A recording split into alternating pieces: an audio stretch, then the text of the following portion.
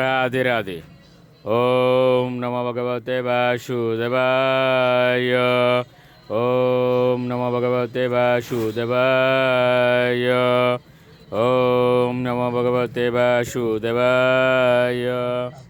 শ্রীমদ্ ভাগবত তৃতীয় স্কন্দ স্থানম সৃষ্টি স্থিতি অষ্টাবিংশতি অধ্যায় ভগবত ভক্তি সম্পাদন সম্বন্ধে কপিল দেবের উপদেশ। শ্লোক 34।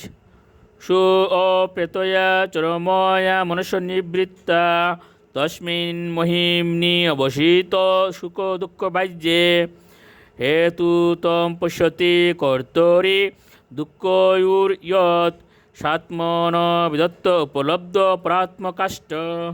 অনুবাদ: এইভাবে সর্বোচ্চ চিন্মস্তরে অধিষ্ঠিত হওয়ার ফলে মন সমস্ত কর্মফল থেকে নিবৃত্ত হয়ে সমস্ত জড় সুখ এবং দুঃখের ধারণার অতীত স্বীয় মহিমায় অবস্থিত হয়। যোগী তখন পরমেশ্বর ভগবানের সঙ্গে তার সম্পর্ক উপলব্ধি করেন। তিনি তখন বুঝতে পারেন যে সুখ দুঃখ এবং তাদের প্রতিক্রিয়া, যেগুলি কারণ তিনি স্বয়ং বলে মনে করেছিলেন, প্রকৃতপক্ষে তা অবিদ্যাজনিত অহংকারের ফল। শ্লোক 37। দেহম চ তম ন চরম স্থিত মুতিতম বা সিদ্ধ পিপসতি ইয়ত অদোগমত স্বরূপম দৈবাদ উপেত মত দৈব বসাৎপেতম বাসো যতা পরিকৃত মদিরা মদান্দহ। অনুবাদ: যেহেতু তিনি তার স্বরূপ উপলব্ধি করেছেন পূর্ণরূপে সিদ্ধ জীবের, তাই আর তখন বোধ থাকে না তার জড়দেহটি কীভাবে চলাফেরা করছে এবং কার্য করছে, ঠিক যেমন মদ্যপানে উন্মত্ত ব্যক্তি বুঝতে পারে না তার শরীরে বসন আছে কি নেই। শ্লোক 38।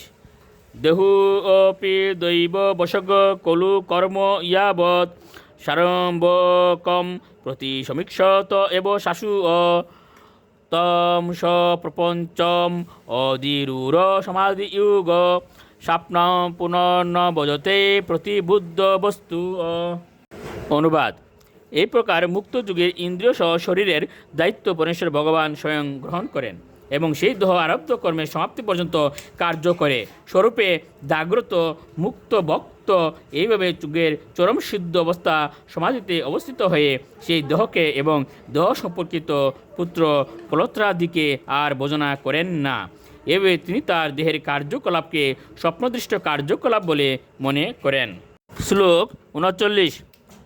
ইয়তা পুত্রাচ্চ বৃত্তাচ্চ পৃথক মর্ত প্রতীয়তে অপি আত্মতেন অভিমতাদাহ আদেয় পুরুষস্ততা।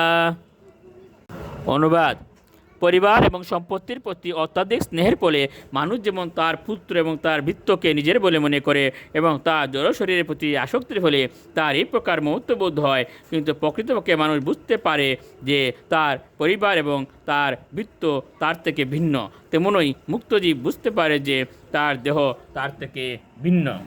শ্লোক 40।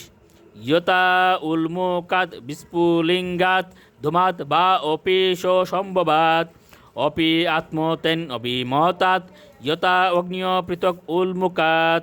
অনুবাদ: জ্বলন্ত অগ্নি যেমন অগ্নিশিখার থেকে, স্ফুলিঙ্গ থেকে এবং ধূম থেকে ভিন্ন, যদিও তারা সকলেই জ্বলন্ত কাষ্ঠ থেকে উদ্ভূত হওয়ার ফলে পরস্পরের সঙ্গে ঘনিষ্ঠভাবে সম্পর্কিত। রাধে রাধে।